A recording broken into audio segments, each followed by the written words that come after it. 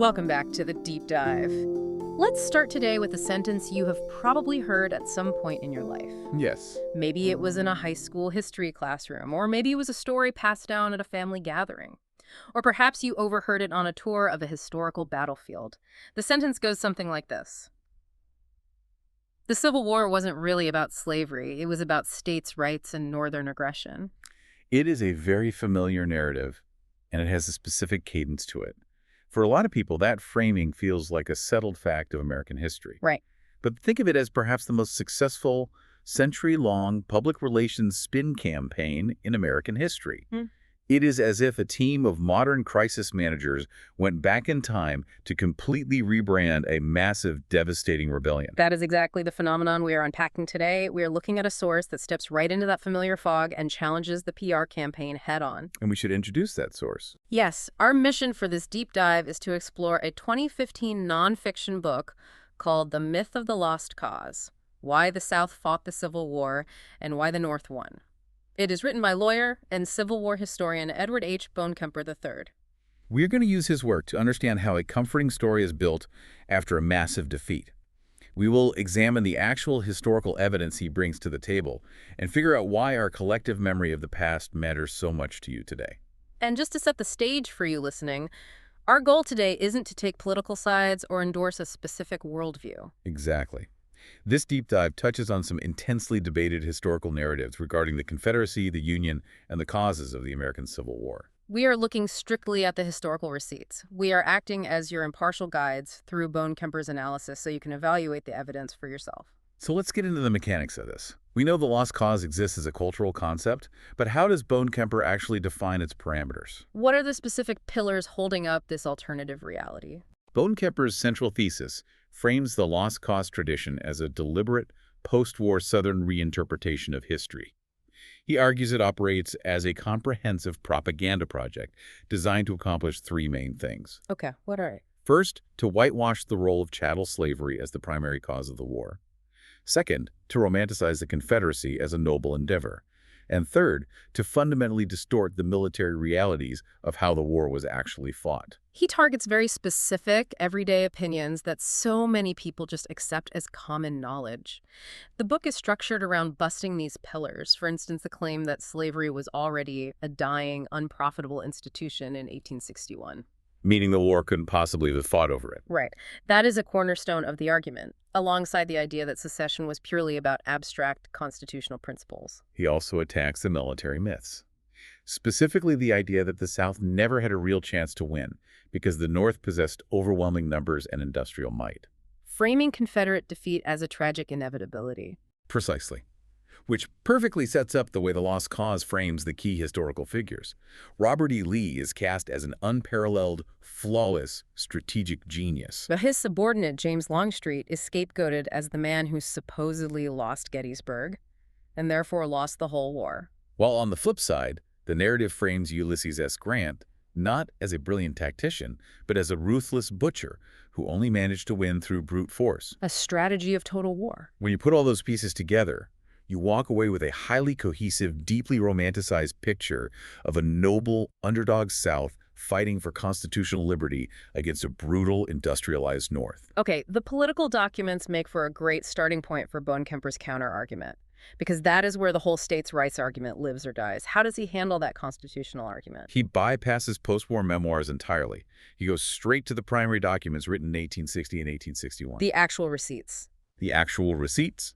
He pulls up the ordinances of secession, the political speeches from the secession commissioners, and the formal declarations made by Confederate states when they voted to leave the Union. When you read those documents, the ambiguity vanishes. The text of those documents is actually jarring if you grew up hearing the states' rights narrative. Take Mississippi's Declaration of Secession, for example. It is incredibly direct. The second sentence explicitly states, "Our position is thoroughly identified with the institution of slavery, the greatest material interest of the world." Or consider Alexander Stephens, the Vice President of the Confederacy.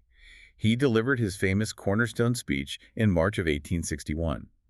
Stephens stated publicly that the new Confederate government's foundations were laid, and its cornerstone rested upon the great truth that the black man is not equal to the white man. that slavery's subordination to the superior race is his natural and normal condition. Bonekemper uses these quotes to demonstrate that the political rhetoric of the time explicitly cited the protection of slavery and the maintenance of a racial hierarchy as their core driving motives. And he points out a massive contradiction regarding the states' rights argument. South Carolina's Declaration of Causes actually complained that northern states were exercising their states' rights by refusing to enforce the Federal Fugitive Slave Act. So the secessionists were actually angry at states' rights when those rights were used to undermine slavery? That rebrand is what Bonekemper identifies as a massive logical fallacy, specifically redefinition or equivocation. Using a word to mean one thing but pretending it means another. Right. The phrase states' rights is often used today as a generic, neutral term. But Bonekemper points out that the specific right these states were fiercely defending in their own written documents was the right to legally own human beings, and to expand that institution westward into new territories. By continuously using the sanitized phrase states' rights after the fact, the lost cause narrative attempts to separate the political cause from the horrific economic reality of chattel slavery. He also completely dismantles the idea that slavery was naturally dying out. In 1861, it was an incredibly lucrative, expanding, multi-billion-dollar enterprise. So the economic motive was massive. But let's pivot to the battlefield. The narrative I have always heard is that Robert E. Lee was an unstoppable underdog genius, and the South only lost because the North had more factories and men.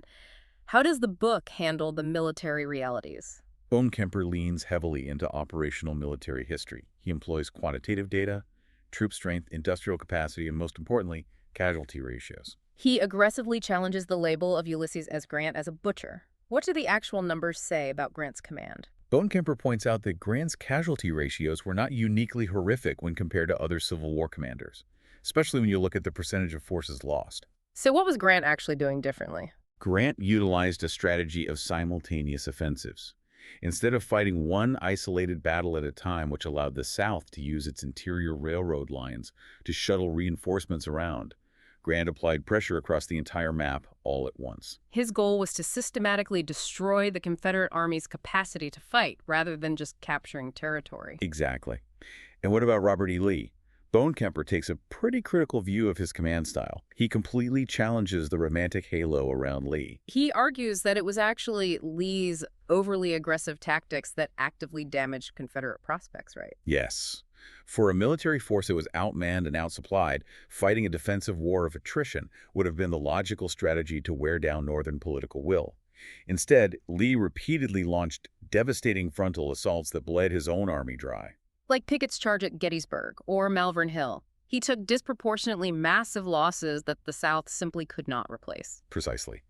Bonekemper argues that Lee's aggressive obsession with winning a decisive Napoleonic victory cost the Confederacy its most valuable resource, its manpower.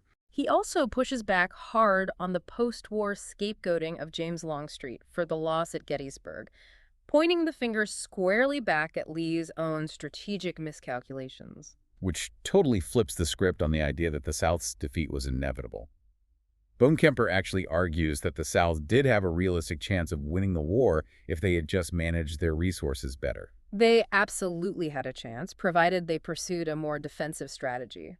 This brings us to another logical fallacy that Bonekemper identifies post hoc rationalization. Creating a justification after the fact. Right. After the catastrophic defeat, rather than engaging honestly with the massive strategic errors made by their commanders or facing the fundamental injustice of their cause, the architect of the lost cause simply recast the defeat as inevitable. Because if the North's numbers made them an unstoppable industrial juggernaut, then the Southern leadership couldn't be blamed for the loss. It preserves their honor. Exactly the point. It ties deeply into hero worship. Taking a figure like Robert E. Lee, focusing intensely on his personal piety, his gentlemanly demeanor, or his refusal to drink.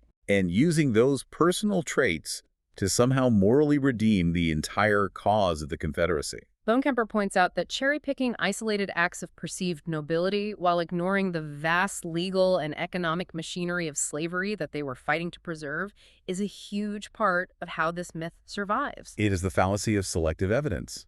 You highlight the chivalry, and you completely erase the human cost. If we pause to model a fair debate on these historical decisions, comparing what the leaders faced then versus what we know now, Bonekemper really forces us to look at the concrete options they had. Right. If you take the Confederate perspective at the start of the war, they felt they were defending their constitutional right to their property, which horrifically meant enslaved people from an encroaching federal government. They saw defensive war as their only path. But the Union perspective, backed by Bonekemper's analysis, argues the federal government was responding to an illegal, armed rebellion designed purely to expand a brutal system of human bondage. A fair debate today wouldn't dispute whether slavery was the cause. The primary documents settle that, but rather how post-war memory was actively engineered to obscure that truth. You might agree that individuals on both sides fought bravely, but disagree entirely on the morality of the institutions they were fighting to uphold.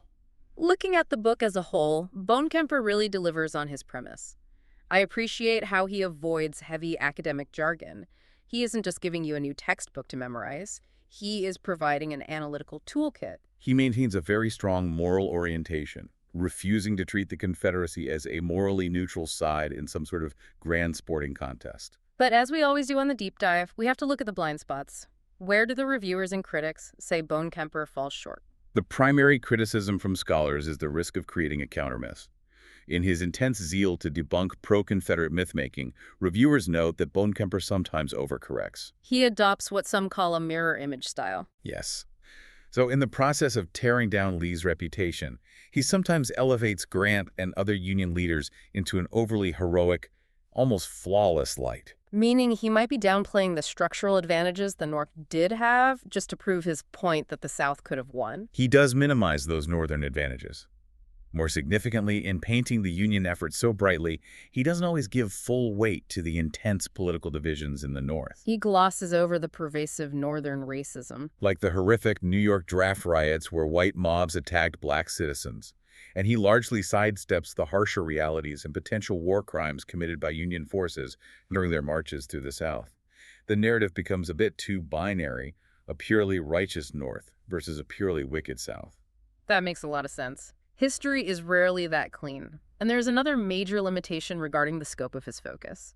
The book is so zeroed in on generals, casualty numbers, and high-level political documents. Where are the enslaved people in this history? That is the most noticeable gap for anyone seeking a comprehensive social history, because Bonekemper leans so heavily on a top-down, operational military lens, the actual enslaved people and the free black communities are mostly presented as objects of policy. They appear in the narrative as the reason for the war, but rarely as thinking subjects whose own actions, writings, and agencies shaped the events of the era. They weren't just passively waiting for armies to decide their fate. Not at all. Enslaved people actively forced the issue of emancipation. When hundreds of thousands of enslaved individuals fled plantations to reach Union lines, they created a massive logistical and political crisis. That crisis forced the Lincoln administration to address emancipation as a military necessity. They provided crucial intelligence to Union forces, and of course nearly 200,000 black men served in the United States colored troops, fundamentally altering the military balance of power. By focusing almost entirely on white generals and politicians, Bonekemper misses the profound active role black Americans played in securing their own freedom. That context is vital. So let's zoom out. We've talked about the military stats, the secession documents, the logical fallacies, and the book's blind spots. But why is a book written in 2015 about a war from the 1860s relevant to a listener tuning in right now? Bonekemper's book is part of a much wider wave of modern scholarship, alongside works by historians like Gary Gallagher and Alan Nolan, or Ty Seidel's more recent book, Robert E. Lee and Me.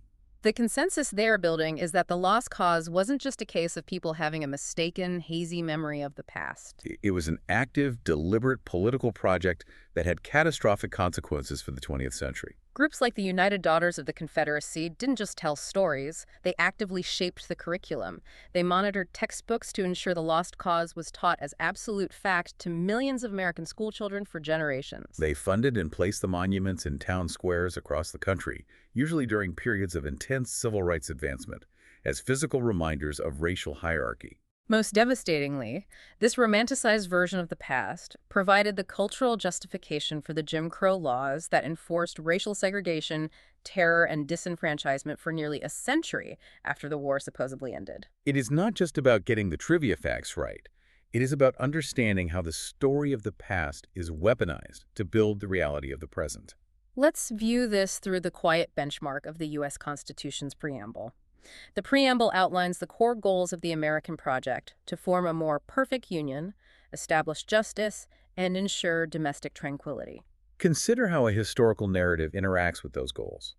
If you have a widespread accepted narrative that glorifies a slaveholding rebellion and treats Confederate symbols as harmless heritage, you are actively undermining empathy and domestic tranquility. Because it completely ignores the lived experience of millions of Black Americans. It normalizes a version of liberty that historically excluded millions of people whose ancestors were legally owned, traded, and terrorized. You cannot establish justice or promote the general welfare if the national memory glorifies the violent defense of chattel slavery. Bonekemper's project, puncturing this comforting lie with primary sources, aligns with a vital civic ethic. True self-government requires a truthful memory of our worst injustices. It is about looking at history clearly so we can function together today. What Bonekemper really gives us here is an analytical toolkit. He trains us to treat widely accepted narratives, especially the ones that feel deeply comforting or romantic, as hypotheses that need to be tested, not as settled truths. That is a remarkably powerful tool for everyday life. When you hear phrases like heritage, not hate floating around in casual conversation or the news today, this book equips you to look past the slogan. It prompts you to ask the uncomfortable historical question, whose heritage and at what cost? Arguments about the past are almost always arguments about the present. If we allow the centrality of slavery in the Civil War to be minimized, we make it culturally easier to minimize its ongoing systemic legacies today. We don't have to dehumanize historical figures, but we do have to tell the truth about what they fought for and the consequences of their actions. Which brings us to a final, broader thought to carry with you long after this deep dive ends. We've spent our time examining how an entire region and culture constructed a lost cause narrative, a massive psychological defense mechanism on a societal scale to avoid facing the painful reality of their history and their defeat. As you go about your day, consider applying that lens inwardly. In your own life, where might you be tempted to build a personal lost cause narrative? Whether it is about a relationship that ended, a professional failure, a group you belong to, or even your own past behavior. Where are you telling a comforting story, cherry-picking the evidence, just to avoid facing a hard truth? How does that comforting story prevent you from moving forward? And what happens when you finally decide to look at your own primary documents?